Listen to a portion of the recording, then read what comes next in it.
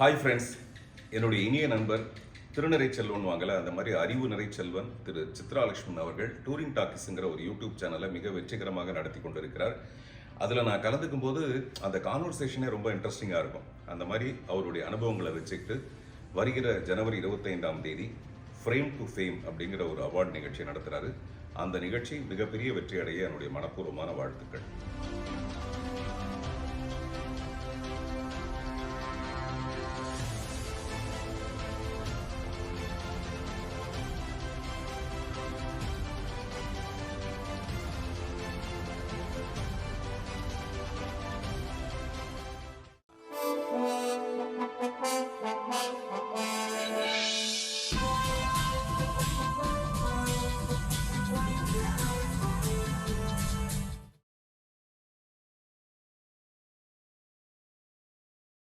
கமல்ஹாசனோட உங்களுடைய பயணத்தை சொல்லுங்கள். என்னை முதலையே கவனித்து நான் வந்துடுவேன் அப்படின்னு சொல்லிட்டு ரொம்ப இதாக சொன்னவர் கமல்ஹாசன் அவர்கள். 16 வயதுலேயே முடிஞ்சதுக்கப்புறம் சிவப்புராஜாக்கள் வந்தப்போ அப்புறம் யார் டைலாக்ஸ் அப்படின்னு சொல்லி கேட்டார் டைரக்டர் அசிஸ்டன்ட் ராஜா.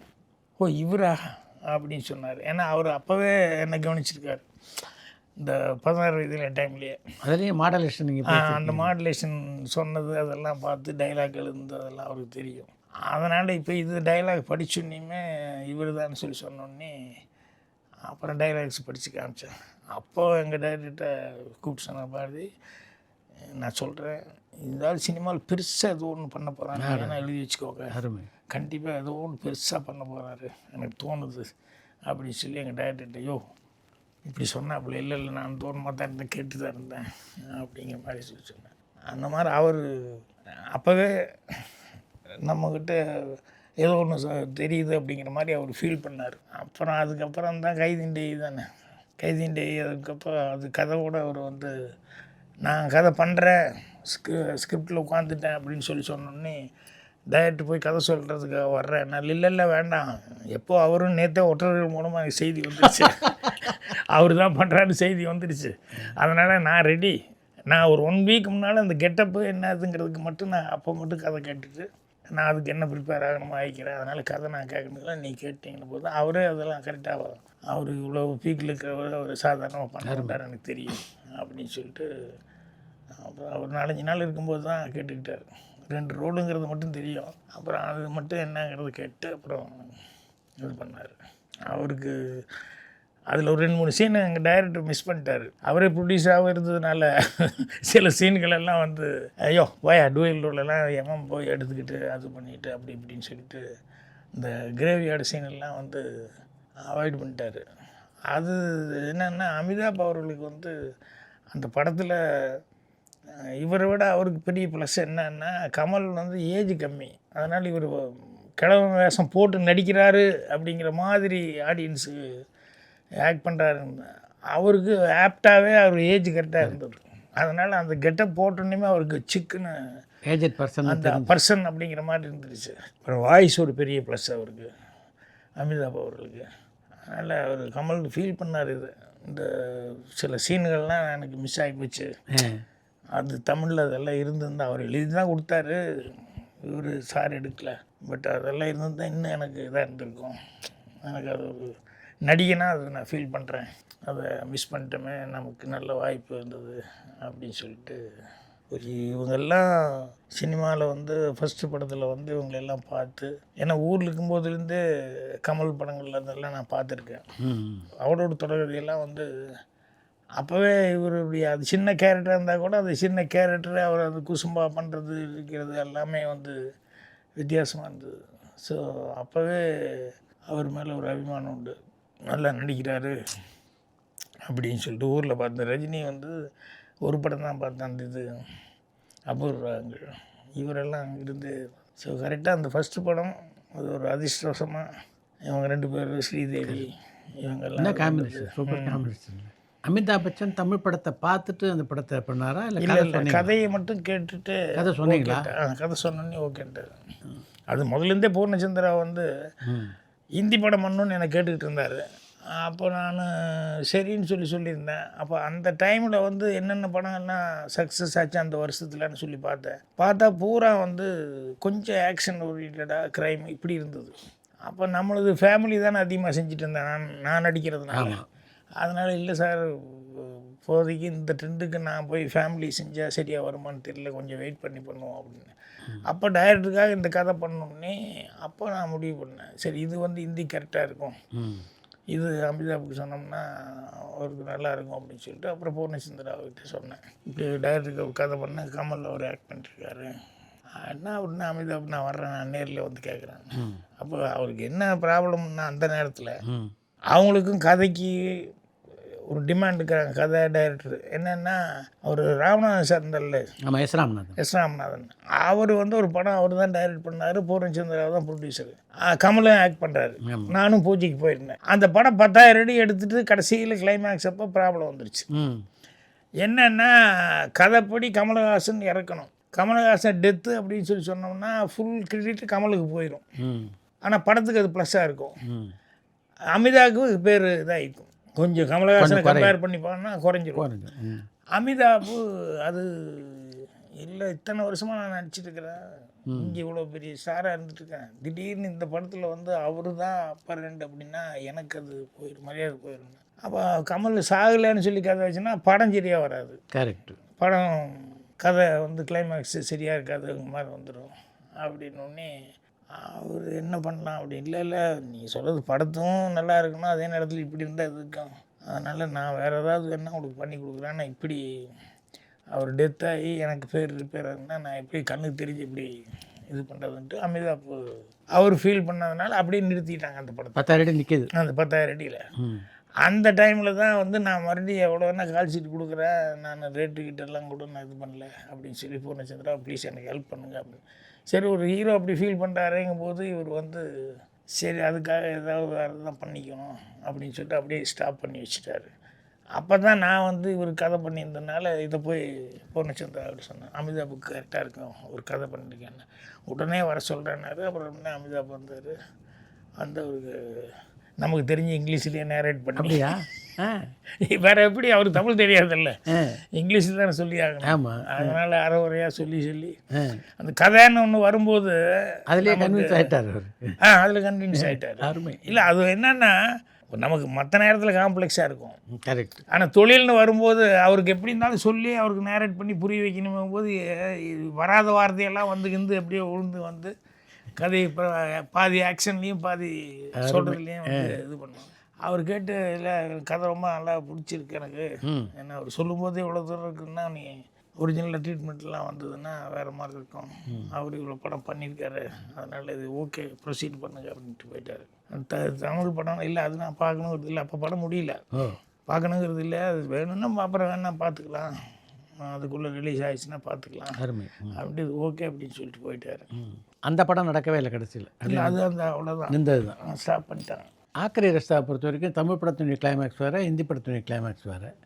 நீங்கள் என்ன கிளைமேக்ஸ் நினச்சிங்களோ அதுதான் ஹிந்தியில் பண்ணீங்க, அது சூப்பர் ஹிட். அது இவருக்கு எழுதியும் கொடுத்தேன். ஆமாம், தமிழில் வந்து ஒரு கிளைமேக்ஸை மாற்றின போது எப்படி இருந்தது உங்களுக்கு? டைரக்டரை பற்றி தெரிஞ்சது தானே ஏற்கனவே, அவர் எப்பவுமே அவர் ஏதாவது ஒன்று முடிவு பண்ணிட்டாருன்னா சொன்னேன் தப்பாக கூட கரெக்டாக செய்வார் அந்த மாதிரி. அவருக்கு வந்து அவர் ஒன்று எங்கேயோ பார்த்துட்டாரு, ஏதோ ஒரு இங்கிலீஷ் படமே ஏதோ ஒரு படத்தில் பார்த்துட்டாரு, அதனால் அவருக்கு அந்த குதிரை இழுக்கிறது அவருக்கு பிடிச்சிருந்தது. என்னையும் அதுதான் இன்சிஸ்ட் பண்ணாங்க. என்ன காரணம்னா சத்ரபதி சிவாஜி கெட்டப்பில் ஏற்கனவே மகாராஷ்டிரா அந்த இதில் வந்து சிவாஜிங்கிறது ஒரு பெரிய இமேஜ், அவ்வளோ பெரிய ஒரு ஒர்ஷிப்பான ஒரு ஆள். ஸோ அமிதாப் பச்சன் அந்த கெட்டப் போடுறாருன்னு சொல்லி இன்னும் சூப்பராக இருக்கும், சூப்பராக இருக்குன்ட்டு எல்லாருமே இது பண்ணாங்க.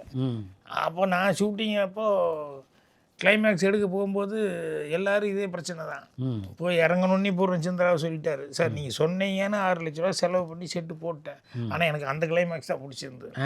நான் சொன்னேன், எங்க இது முதலே என்கிட்ட நீ சொல்லிக்கலாமே. இல்லை சார் நான் பணத்துக்காக நான் இது பண்ணேன்னு நீ நினைக்கக்கூடாதுங்கிறதுக்காக தான் நான் செட்டு போட்டேன், ஆனால் எனக்கு அந்த கிளைமேக்ஸ் பிடிச்சிருக்கு, பட் நீங்கள் இது எடுங்க, சப்போஸ் திருப்தியாக வரலன்னா அதுக்கு நான் செட்டு போடுறாதுன்னு ஒரு 1,000 ரூபா அவ்வளோதான் ஆக போகுது, அதை நான் செலவு பண்ணுறேன், நீங்கள் எனக்கு அதே மாதிரி எடுத்து கொடுத்துருங்கன்னாரு. சரி இவ்வளோ பெருந்தன்மை பேசுகிறீங்க, ஆனால் கண்டிப்பாக நான் அதோட பெட்டராக வரும், நல்லா வரும் அப்படின்னு சொல்லி அவரை தாண்டி உள்ளே போனோம்னா வீரதேவன் வந்துட்டார்.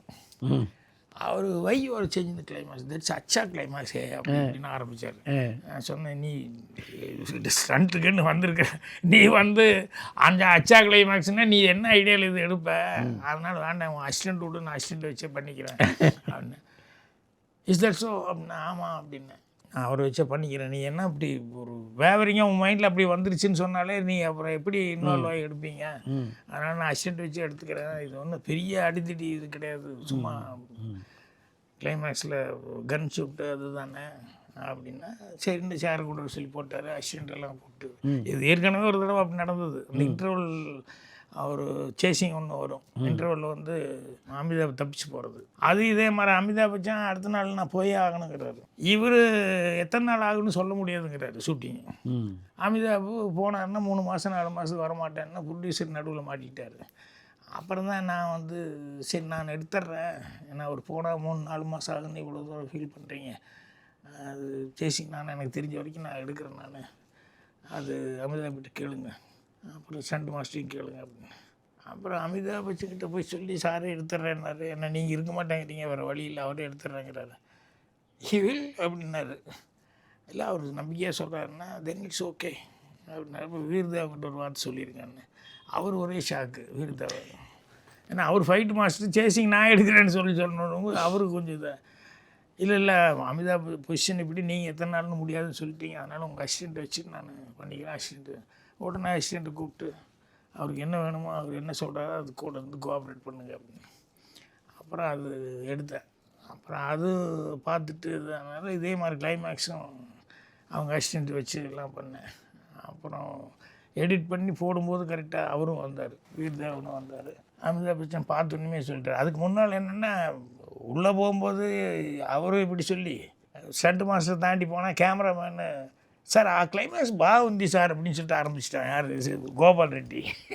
யோ என்னையா நீ இப்படி பண்ணுற அப்படின்னு சொல்லி கோபால் ரெட்டியை வந்து திட்டி, நீ பேசாமல் அதெல்லாம் மைண்டில் இல்லை, இதுதான் கிளைமேக்ஸ். இல்லை இது నేను కరెక్ట్గా నేను తీస్తాను, அது ஃபீலிங் చెప్పాను அப்படி இப்படின்னாரு. அதுக்கப்புறம் எல்லாம் 3 பேர், ப்ரொடியூசர் அப்படி சொல்லிட்டாரு, ஸ்டண்ட் மாஸ்டர் இப்படி சொல்லிட்டாரு, இவர் இப்படி சொல்லிட்டாரு, கேமராமேன். அமிதாப் பச்சன் வந்து ஒன்றுமே சார் ஐ எம் ரெடி அப்படின்ட்டு வந்தார். இல்லை we have to talk 5 minutes அப்படின்னு. Any problem, nothing small problem அப்படின்னு சொல்லிட்டு எல்லாம் கொஞ்சம் இருங்கன்னு சொல்லிட்டு சேரை போட்டு அப்புறம் நான் சொன்னேன், ப்ரொடியூசர் இப்படி சொல்லிட்டாரு, அவர் இப்படி சொல்லிட்டார், இவர் இப்படி சொல்லிட்டார். எனக்கு இவன் யார் சொல்கிறத பற்றி எனக்கு கவலை இல்லை, பட் நீங்கள் ஆக்டர், அவங்கலாம் ஸ்க்ரீனில் வரமாட்டாங்க, பிஹைண்ட் த ஸ்க்ரீன் தான் அவங்க பேசுறது. பட் நீங்கள் ஆர்டிஸ்ட்டு, உங்கள் மைண்டில் அப்படி ஒன்று இருந்ததுன்னா அது ஸ்க்ரீனில் தெரியும். சூப்பர். அதனால் நீங்கள் என்ன ஃபீல் பண்ணுறீங்க சொல்லுங்கள், உங்களுக்கு அப்படி மைண்டில் தான் இருக்கான்னு. அப்போ அவர் சொன்னார், sir I liked that climax very much. But without knowing what is your climax, but that climax is in your mind. Without knowing your climax, how can I compare this one or that one? Super logic. So morning நான் makeup போடுறதுக்கு முன்னால் எனக்கு thought வந்தது, இல்லை நம்ம ஒத்துக்கிட்டோம், அவர் climax எப்படி எடுக்க போகிறாரு, என்ன பண்ண போகிறாருங்கிறது தெரியல, இது கண்ணில் பார்த்துட்டு அது பார்க்காம எப்படி கம்பேர் பண்ணுறது. ஸோ இது பெட்டர், இதுக்கு மட்டும் ரெடியாகி நம்ம போவோம், அதை மறந்துடுவோம் அப்படின்னு. ஸோ நான் இப்போ வந்து உங்கள் ஆர்டிஸ்ட்டு, உங்கள் கிளைமேக்ஸாக நான் வந்திருக்கேன், அதை மறந்துட்டேன், ஸோ யூ ப்ரொசீட் அப்படின்னு சொல்லி சொன்னார். தேங்க்யூ அப்படின்னு சொல்லிட்டு அப்புறம் எடுத்தேன். அப்புறம் வந்து எடிட் பண்ணி போட்டு பார்த்தப்போ அவர் அச்சா கிளைமேக்ஸ் பெட்டர் தேன் தட் அப்படின்னு சொல்லி, இதில் எனக்கு மோர் இம்பேக்ட் இருக்குது அப்படின்னு சொன்னார். அதுக்கு முன்னால் அவர் வந்து அந்த கிரேவியார்டு சீனில் வந்து 2 பேர்த்தையும் வச்சு அந்த சீனே எடிட்டிங்கெல்லாம் பார்த்துட்டு ரொம்ப ஒரு 1/2 மணி நேரம் நான் செட்டுக்கு போகிறதுக்கு முன்னாலே அவர் வந்து எல்லாத்திட்டையும் ரஷ் பார்த்துட்டு போயிட்டார் ப்ரீவியஸ் நைட்டு. அடுத்த நாள் செட்டில் எல்லாத்திட்டையும் கூப்பிட்டு சொல்லிட்டு இருந்தார். நான் போனோன்னே ப்ரொடியூசர் உங்களை பற்றி அவ்வளோ நேரம் சொல்லிட்டு இருந்தார், நேற்று நைட் ரஷ் பார்த்தாரா எடிட் பண்ணதை, அந்த சீன் கிரேவியார்டு சீன், அது எடிட்டிங் அவ்வளோ தத்ரூபமாக, நாங்கள் 2 பேர் மாதிரியே ஒரு ஃபீல் இருந்தது அப்படின்னு. அதில் கட்டிங் எல்லாம் அந்த மாதிரி இருக்கும். அந்த சீன் நல்ல சீன், அது டைரக்டர் மிஸ் பண்ணிட்டார். அதில் எனக்கே ரொம்ப இம்ப்ரெசிவான டைலாக் அதுதான். கிரேவியார்டில் ப்ரே பண்ண ஆரம்பிக்கும்போது அந்த ஃபாதர் அமிதாப் பச்சன் அவர் இப்படிம்பார், அப்படிங்கும்போது இவர் சன்னு வந்து கை இப்படி, ஏன்னா இவர் இந்துவாக தானே இது பண்ணார், ஆனால் கை இப்படி வரும். அப்புறம் அவர் இப்படி சிலுவை போடுறத பார்த்துட்டு இவர் கை அப்படியே குறுகும், ஏன்னா ஒரு மாதிரியாக இருக்கும் அவருக்கு. அப்போது ஃபாதர் வந்து சொல்லுவார், அதாவது பிரார்த்தனை தான் முக்கியம், வழிபாடு எப்படிங்கிறது இல்லை, வழிமுறை எப்படிங்கிறது தான் முக்கியம், அதனால் நீ உனக்கு தெரிஞ்ச மாதிரி நீ கும்பிடு, நான் என்னோட இதில் கும்பிட்றேன். அப்புறம் இவர் சிலுவை போடுவார், அவர் வந்து இப்படி இது பண்ணுவார். ஸோ அது நல்ல சீன். அது அதில் அதே மாதிரி 6, 9 2 பேர்த்துக்குள்ளே கான்ஃப்ளிக்ட்டு. அது எப்படி பேச்ச ஆரம்பிக்கிறதுன்னு சொல்லி அது முடிஞ்ச உடனே 2 பேருமே அவன் அரெஸ்ட் பண்ணணும். அங்கே பார்த்துட்டான் அப்பா. அப்படிங்கும்போது எப்படி முதல்ல ஆரம்பிக்கிறது அப்படிங்கும்போது அமிதா ஃபாதர் வந்து சன்னுக்கிட்ட இருந்து பேனா எடுத்து கையில் ஏதோ எழுதிட்டு இப்படி காமிப்பார். காமிச்சிட்டு பார்த்தா அது உங்கள் ஆங்கிளில் பார்த்தா இது 6, பட் என் ஆங்கிளில் பார்த்தா இது 9. ஸோ நீயும் கரெக்டு, நானும் கரெக்ட், நம்ம நிற்கிற இடம் கரெக்ட். அதுதான். ஸோ நீயும் உன் வேலையை பாரு, நான் பார்க்குறேன் அப்படிங்கிற மாதிரி சொல்லி அந்த சென்டிமெண்ட்டும் இருக்கும். அவர் ஒய்ஃபுக்கிட்ட சொல்லுவார், நான் வயசாகி போச்சு, அதனால் உன் ஆசை எனக்கு வேண்டாம், எனக்கு என் மேல் நம்பிக்கை இருக்கும், உன் பொருளைக்கு உன் ஆசை இருக்கட்டும் அப்படிங்கிற மாதிரி சொல்லி அப்புறம் அவன் அப்போவே அரெஸ்ட் பண்ண ட்ரை பண்ணுவான் அங்கே. அப்புறம் அந்த கரையோரமாக உட்காந்து தூண்டில் போட்டு பிடிக்கிறது வீரம் இல்லைடா, நடுக்கடலில் துடுப்பு போட்டு போய் அங்கே பிடி, அதுதான் வீரம். நான் எங்கேயோ வந்த இடத்துல வந்து பிடிக்கிறேன்னு என்ன அர்த்தம் அப்படிங்கிற மாதிரிலாம் பேசுவார். ஸோ நல்ல சீனு. பட் டைரக்டர் டைம் ஆகும். அப்புறம் டூயல் ரோலுங்கும் போது அது கொஞ்சம் டைம் எடுத்து தான் செய்யணும் அப்படிங்கிறதெல்லாம் விட்டார். ஆனால் அந்த படத்துக்கு அதெல்லாம் மிகப்பெரிய பலமாக இருந்தது அந்த படம். தன்னுடைய கலைவாரிசு அப்படின்னு எம்ஜிஆர் உங்களை அறிவிக்கிறதுக்கு என்ன காரணம் அப்படின்னு நீங்கள் நினைக்கிறீங்க? ஒன்று வந்து இரு துருவங்களாக இருந்த எம்ஜிஆர், சிவாஜி 2 பேரோடும் நெருக்கமாக பழகக்கூடிய வாய்ப்பு அந்த காலகட்டத்தில் உங்களுக்கு அமைஞ்சது.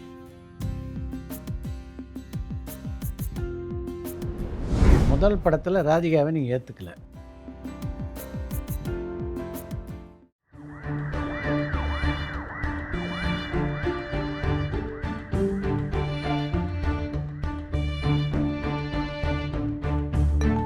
பரபரப்பான சினிமா செய்திகள், நட்சத்திரங்களின் பேட்டிகள், சினிமா வரலாறு ஆகியவற்றை பார்க்கவும் படிக்கவும் உங்களுக்கான இணையதளம் touringtalkies.com.